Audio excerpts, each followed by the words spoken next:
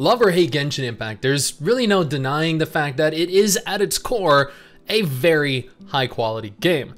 The same can be said for Honkai Star Rail. Now when Honkai Star Rail released, many players compared the two games together. Which one had better combat? Which one had better graphics? Which one had a better story, better exploration?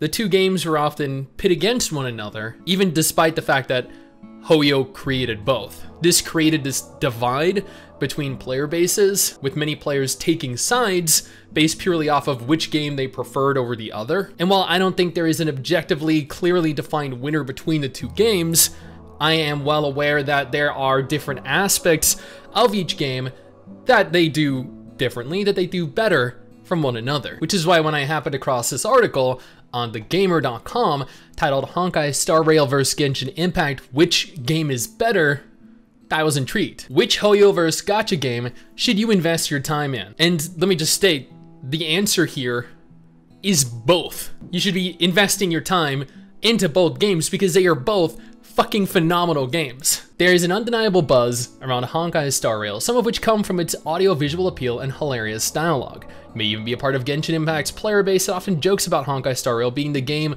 with every optimization you've been begging for in Genshin Impact from Hoyoverse. But does Honkai Star Rail have what it takes to take the crown from its predecessor, which has been the leading gacha game for over 3 years? Comparing what these two gacha games have will lead you to an objective answer in the end. I don't actually think that's true. I think that at the end, you're going to come out of this with two games that have varying pros and cons from one another. That is not going to be an objectively clear winner, regardless of how you look at this. Number 11, combat mechanics. Genshin Impact. That is not true. If you do not like action combat, like let's take this from the perspective of an RPG fan. There are plenty of players that love turn-based RPGs more than action RPGs. From the perspective of an MMO player, there are plenty of players that prefer tab target combat to action combat, like World of Warcraft, like Final Fantasy XIV, over games like Black Desert.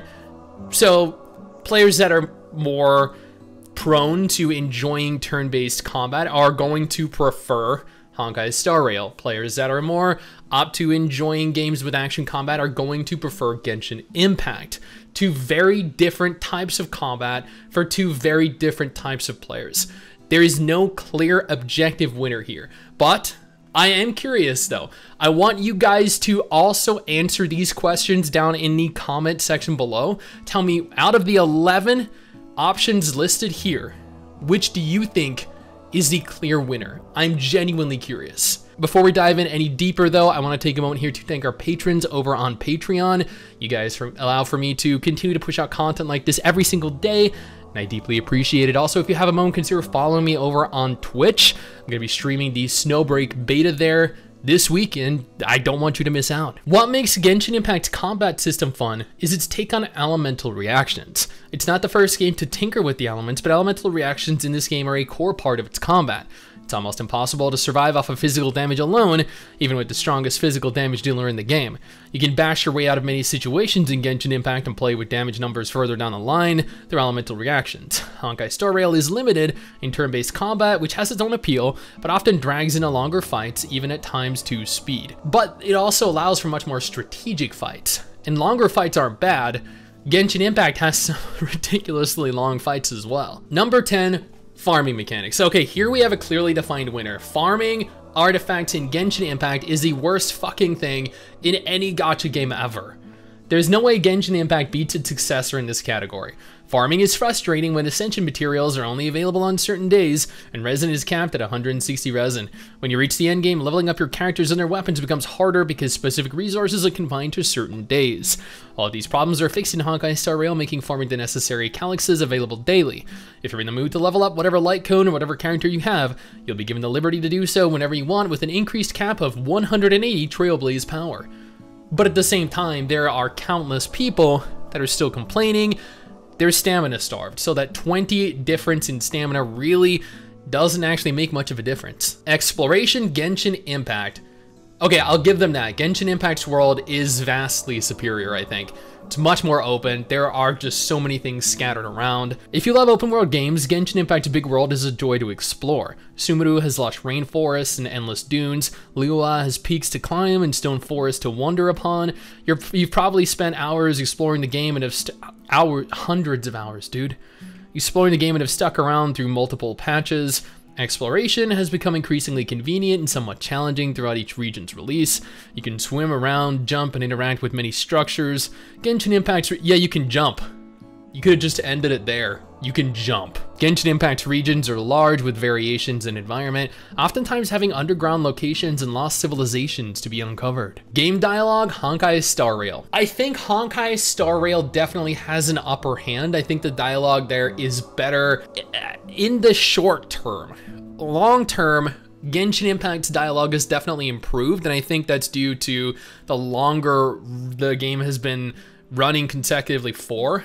I think Hoyo's writers have gotten better at what they do, and this is proven by the fact that Honkai Star Rail's story and dialogue is vastly superior right now to the introduction of Genshin Impact area, the introductory areas. Honkai Star Rail has never fallen flat in dialogue. It has a perfect blend of humor, snappiness, and character depth, which makes it easily win over Genshin Impact's dialogue. Not everybody becomes automatically nice to you just because you're the main character, and this is proven time and time again in Honkai Star Rail, from your first interaction with Seele, and up to your meeting with Yukong, who politely declines your help. This doesn't mean that Genshin Impact's writing is mediocre, but it's hard to beat the hilarious trash can and street lamp dialogues, and also the wardrobe, the closet in the inn that time. Oh my god. And the organic reactions of characters around Kalis and Stella, expressed based on their own personalities. In fact, even NPCs have distinct personalities and dialogues in Honkai Star Rail, which is far more... No, not really. The NPCs are... Dude, that is stretching. I feel like the NPCs are kind of just NPCs in both games. Like, did this person not remember Timmy from Genshin? Number 7, lore expansion. Genshin Impact. This has everything to do with the lack of space for exploration. Though Honkai Star Rail does its best to expound upon myths and legends through unexpected interactions with the world, its objects and its people, Genshin Impact's ability to scatter bits of lore throughout Teyvat can motivate you to explore further, if not for the allure of chests. Though there is a lot to improve with the way the game expands on its lore, such as avoiding expansion through time-limited events. However, the way every item from artifacts to plants holds a shred of Teyvat's and the god secrets is still a fun way to learn about the world you're in. I'll give them that. In terms of lore, Genshin Impact, it wins hands down. There's just so much more to the game because there's just so much more to the world. Number 6, storytelling, Honkai Star Rail. I do agree, but again, we're comparing a fresh new game to a game that has been around for over 3 years, and the storytelling of a game where the devs have the experience of a 3-year-old game. So I feel like we should compare the storytelling of Honkai Star Rail to the storytelling of like Sumeru, which has gotten exponentially better since the beginning of Genshin. But I will give it to the devs here. Honkai Star Rail is, I feel like, a little bit better than Genshin, at the beginning of Genshin anyway. Story quests in Honkai Star Rail don't drag, but they're memorable. There are really fun character hangouts in Genshin Impact that does a good job of explaining a character's origins and lore even further, but not all characters get the same treatment, with some story quests and hangouts being significantly better than others. But that's because there are also a lot more characters in Genshin. Though not all character-related stories are created equal, what about Genshin Impact's Archon quests? It's undeniable that the story of Genshin's world is what kept you playing for years. I mean, what kept me playing for as long as I did was the world itself.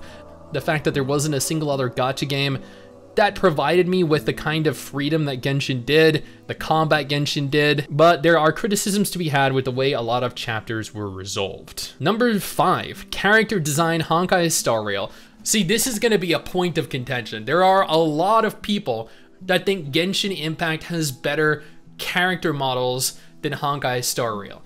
And on the flip side here, there are plenty of players that think Honkai Star Rail has better looking characters than Genshin Impact. Now, I am going to say this objectively, Honkai Star Rail has more updated character models than Genshin Impact. Genshin Impact's character models are a little more childlike, are a little more cartoonish, slightly more, I don't know, animated, more more childlike. Honkai Star Rails have more adult-like characters, and that is perfectly fine. Different styles for different fans of different styles, so it makes sense. I think Honkai Star Rails are more updated, but that doesn't necessarily make them better. It just makes them higher quality, more updated. I think there are some phenomenal characters in Genshin like Eula, Raiden Shogun, Shenhe, that are just absolutely freaking stunning. But then you have characters like Bronya, you have Ciela, you have Kafka, Himeko, that are just incredible in Star Rail. You really can't make that comparison. Both games have phenomenal looking characters. Honkai Star Rail has character designs that would look like limited skins if placed in Genshin Impact. They've done so well with character outfits in Honkai Star Rail that it made Diluc's Red Dead of Night outfit look just alright. And many other characters in Genshin Impact appear underdressed. But it's also based purely on the world they're in too, the aesthetic, the fantasy aesthetic versus the more modern futuristic aesthetic. But even without the playable characters, the NPCs look much more varied. You really wouldn't be talking to the same person twice since there are different character designs for different NPCs. What is their focus on NPCs? No, the NPCs aren't that varied in Honkai Star Rail either. Even if they don't outclass playable characters, there are still noticeable variations. In Genshin Impact, you'll meet 2 people who look like Madame Ping, 3 kids who look like Timmy, and 5 other guys. It's the same thing in Star Rail though, right? They don't have a different character model for every single NPC in the game. They don't. That kind of variation is impossible for a gacha game. Even for single player RPGs, they just don't. Character presence in the open world, Honkai Star Rail. I'll give them this. When wandering around Star Rail, you see the characters, but I don't think that's really necessarily the same in terms of Genshin. Genshin Impact is a big game, and it's bound to get bigger as more regions drop in the foreseeable future, but would it really eat that many gigabytes up to see playable characters in the open world? It would be great to see Jean, Lisa, and Kaya somewhere near the HQ of the Knights of Favonius, Diluc tending the grapes in Dawn Winery, or the side of Beto in the Crux shouldn't be too hard to implement so that open world feels more alive. Even if these things do happen from time to time, they only do so in limited time events. This leaves the world of Teyvat a little bland. No, not bland, just a little void of your characters. Whereas Honkai Star Rail has playable characters in their supposed locations, making the world a bit more realistic. And that's because Honkai Star Rail is enclosed, it is segregated, and it is instanced. Genshin Impact isn't. The gacha system, Honkai Star Rail. Admittedly, I think the gacha in both of them are kind of just okay. You probably won't feel a sense of loss in Honkai Star Rail, not with the gacha being extremely generous when you're new to it. It practically gives you a free 5-star character on its beginner banner with 50 warps. The standard banner guarantees you your 5-star character of choice after 300 warps. I'm pretty sure, didn't Genshin also provide you with a free 5-star at the beginning of its launch? Maybe I'm remembering incorrectly, I'm not sure. Forget getting 1 copy of Tanari and have a C6 Diluc instead. That doesn't mean that standard banner 5-star characters in Genshin Impact are horrible, but the gacha system isn't the most merciful. Even as a new player, the only guarantee you have is Noelle. No 5-star character is guaranteed to you, so you'll be playing on pure luck with Genshin. So is it Noelle that you get a 4-star as opposed to a 5? Maybe I was wrong then. Number 2, animation, Honkai Star Rail. Another point of contention, about as contentious of a point as the character models themselves. Now I feel like Honkai Star Rail definitely has more updated animations, there's no denying that. I will have order, lament, and now you shall perish are iconic lines, and the burst animations that follow them are stunning. But they can't compete against Honkai Star Rail, whose animations are unique to each character. Even 4-star characters have visually appealing ultimate animations and iconic lines. You were probably surprised at Dan Heng's Sanctuary when you first used his ultimate, left breathless at Jingyuan's Lightning Lord slashing all of your enemies. That is a pretty sick ability. Or drowned in a sea of butterflies. Dude, oh my god, I almost want to mute the game half the time I'm playing and have to hear Rusila's ultimate. Even without considering burst or ultimate animations, the physics of walking and running look far more realistic in Honkai Star Rail than in Genshin Impact. That's true. That is genuinely true. But again, that's just, again, due to it being several years older and Star Rail being a more recent, more updated game. Number 1, the verdict. This is gonna piss off so many people, but they believe Honkai Star Rail is the definitive objective winner. Genshin Impact is a great gacha open world game. Although Honkai Star Rail prevailed over the former based on these comparisons, you already know that these are still two very different games with distinct experiences to offer. If your heart belongs to adventure and some button mashing, Genshin Impact is likelier to bring you more joy. If you find comfort and happiness in turn-based combat games, Honkai Star Rail is going to be the natural choice for you. Even if Honkai Star Rail excels in so much more than its predecessor, that's being a little bit generous. Not so much more, but there are areas it definitely does better in. Trying both out to see which story and gameplay appeals to you more will help you decide which game is better for you to invest your time on. I personally think, again, as I noted various points in this video, I think there are different areas that both games do better than one another. I do not think there is an objectively clear winner, but I am curious what you guys think. Do you think there's one that is better than the other? Do you think that, much like me, Honkai Star Rail feels like a more updated game, that the story feels better than the beginning of Genshin's story, but Genshin's story is definitely caught up and got better over time? Like, let me know down in the comments below. I'm curious of your guys' opinions. Now, if Honkai Star Rail isn't your kind of game, neither is Genshin Impact, and absolutely no problem. I got you covered with 2 different videos on screen right now that might be more up your alley.